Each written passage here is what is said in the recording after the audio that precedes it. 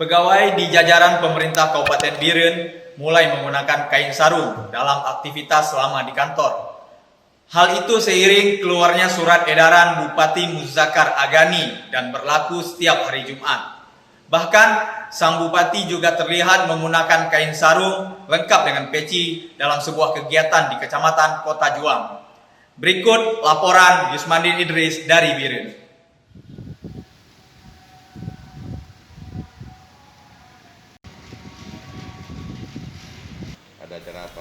Edaran memakai kain sarung pada setiap hari Jumat bagi pegawai di lingkungan Pemkab Biren mulai berjalan. Penggunaan sarung sebagai pakaian resmi saat bekerja bahkan sudah dikenakan sebagian besar pegawai laki-laki dan sebagian lainnya juga digunakan oleh pegawai wanita.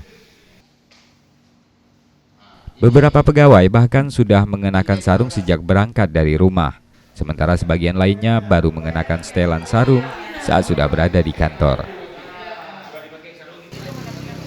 Bahkan Bupati Biren Muzakkar Agani juga tampak mengenakan sarung lengkap dengan peci dalam sebuah kegiatan Dekranasda di kawasan Cureh, Kota Juang.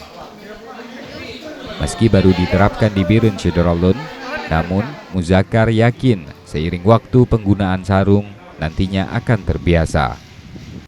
Dari Biren, Yusmandin Idris, Serambi On TV.